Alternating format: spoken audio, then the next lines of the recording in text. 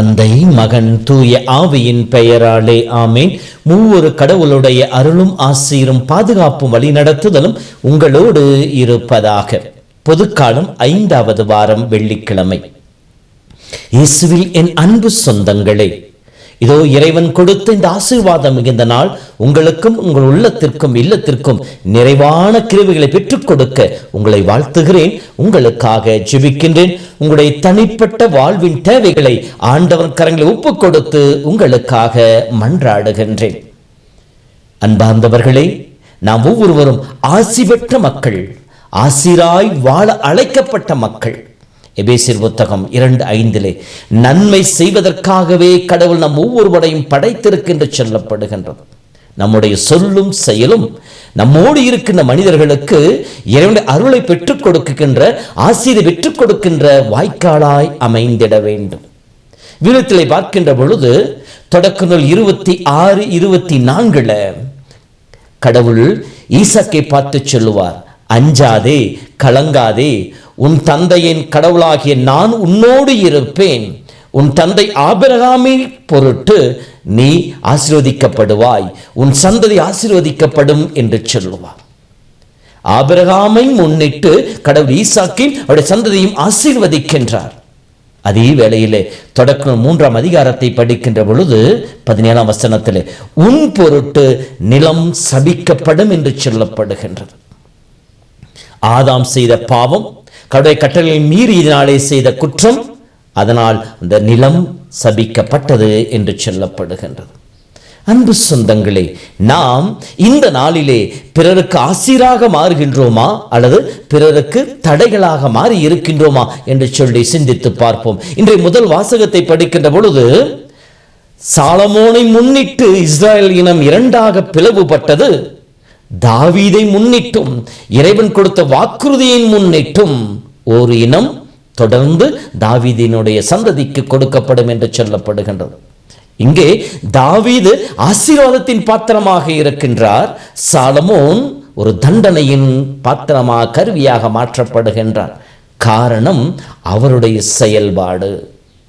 அவருடைய செயல்பாடுகள் ஆண்டவனையும் ஆண்டவருடைய அன்பையும் புறக்கணித்ததினாலே, ஆண்டவருக்கு விலகிச் சென்றதினாலே, ஆண்டவருக்கு விரும்பாத காரியங்களை செய்ததினாலே கடவுளால் புறக்கணிக்கப்பட்டார். நாம் நம்முடைய வாழ்விலே இன்று இறைவன் கொடுத்த வாய்ப்பை பயன்படுத்தி கடவுள் நமக்கு கொடுத்த ஆசீரால், கடவுள் நமக்கு கொடுத்த நன்மைகளால் பிறருக்கு இடரலாக இல்லாமல் பிறருக்கு வழிகாட்டிகளாக, பிறருக்கு வாழ்வை கொடுப்பவர்களாக இருக்க முயற்சிப்போம். மத்திய நற்செய்தி 18 படிக்கின்ற பொழுது இடரலாக இராதீர்கள் என்று சொல்லிவிட்டு பிறருக்கு இடரலாக இருப்பவருடைய கழுத்தில் எந்திரக்கல்லை கட்டி அவரை நடுக்கல்லை தள்ளுவது அவருக்கு நலம் என்று சொல்லப்பட்டிருக்கின்றது. நாம் பிறர் பாவத்திலே விழுவதற்கு, பிறர் ஆண்டை விட்டு விலகிச் செல்வதற்கு, பிறர் ஆண்டோடைய அருளை இழந்து விடுவதற்கு ஒரு காரணமாய் இருந்துவிடக்கூடாது. மாறாக நம்முடைய வாழ்வு ஆண்டை விட்டு விலகி இருக்கின்ற மக்களை ஆண்டு அருகிலை கொண்டு வந்து சேர்க்கின்ற, ஆண்டோடைய அற்புதமான கிருபையை பெற்றுக்கொள்ள வைக்கின்ற கருவியாய் மாற்றப்பட வேண்டும். ஆதி திருச்சபையிலே கிறிஸ்தவர்கள் தான் சென்ற இடங்களெல்லாம் இயேசுவை பரப்பினர். எப்படி? தன் வாழ்க்கையால்.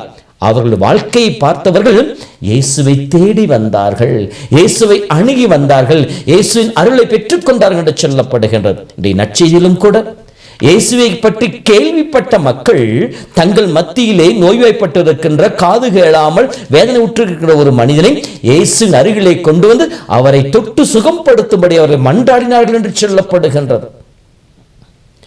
பரிசேயர்களும் யூத தலைவர்களும் மத தலைவர்களும் இயேசு அற்புதங்களை செய்கின்ற பொழுது நீ எப்படி செய்யலாம், நீ கடவுளை பழித்துரைக்கின்றாய் என்று சொல்லி தடைகளாக இருந்த சூழ்நிலையில அந்த மக்கள் அந்த நோயாளியை இயேசுவின் அருகிலே கொண்டு வந்து ஒரு வாய்க்காலாய், ஆசீர்வாதத்தின் பாத்திரமாய் அமைந்திருக்கின்றார்கள்.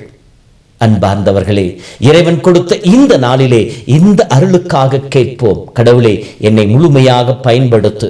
அசிசியார் ஜெபிப்பதை போல எங்கே வேதனை இருக்கின்றதோ அங்கே ஆதலை கொடுக்கின்ற கருவியாய் என்னை பயன்படுத்து. எங்கே நலிவுற்றிருக்கின்றார்களோ அங்கே விசுவாசத்தை உறுதிப்படுத்துகின்ற கருவியை என்னை பயன்படுத்து. பிறர் என்னை புரிந்து கொள்வதில்லை, நான் பிறரை புரிந்து கொள்ளவும், பிறர் என்னை அன்பு செய்வத நான் பிறரை அன்பு செய்யும். அதன் வழியாக இயேசுவே உம்முடைய அன்பை பிறருக்கு பகிர்ந்து கொடுக்கின்ற கருவியாய் என்னை பயன்படுத்து என்று சொல்லி ஆண்டவர் கரங்களை ஒப்புக் கொடுப்போம். இப்படி வாழ முற்படுகின்ற பொழுது நம் குடும்பத்தை, நம் குடும்ப உறவுகளை சாபத்தின் தலையிலிருந்து நம்மால் மீட்டெடுக்க முடியும். தண்டனைக்குரிய வாழ்விலிருந்து நம் குடும்பத்தை காப்பாற்ற முடியும். நம்முடைய வாழ்வு நம் குடும்பத்திற்கு ஆசீராய் அமையட்டும். தொடக்கம் 12:4 நீ ஆசீர்வாதமாக இருப்பாய், உன் வழியாய் உன் குடும்பம் ஆசீர்வதிக்கப்படும் என்ற வாக்குத்தத்தம் இன்று உங்களிலே கடவுள் நிறைவேற்றுவாராக. ஆகவே தவறிப்போன நிலைகளை உணர்ந்து கொள்வோம். ஆண்டவரோடு இணைந்து ஆசி பெற்ற மக்களாக இருப்போம். நாம் பிறருக்கு இடரலாக இல்லாமல், பிறர் தவறி போவதற்கு ஒரு வழியாக இல்லாமல், பிறர் இயேசுவின் அருகிலே வருவதற்கு, ஆசிரியை பெற்றுக்கொள்வதற்கு ஒரு வாய்க்காலாய் அமைவோம். கடவுள் நம்மோடு இது நம்மை வழி நடத்துவாராக. ஆண்டவர் உங்களோடு இருப்பாராக. எல்லாம் வல்ல இறைவன் தந்தை, மகன், தூய ஆவி உங்கள் நிறைவாய் ஆசீர்வதித்து பாதுகாப்பாராக. ஆமேன். இறைவனுக்கு இதயமுண்டு, அந்த இதயத்தில் இரக்கமுண்டு. என்றும் இறங்கிடும் இறைவன் இருப்பதனால் எங்கள் அனைவருக்கும் மகிழ்ச்சியுண்டு. என்றும் இறங்கிடும் இறைவன் இருப்பதனால் எங்கள் அனைவருக்கும் மகிழ்ச்சியுண்டு. இயேசுவின் இருதயமே, என்றும் இறங்கிடும் அருள்மயமே, உந்தன் ஆசியும் அருளும் சேர்ந்து வந்தால் எங்கள் ஆனந்தம் நிலை பெறுமே.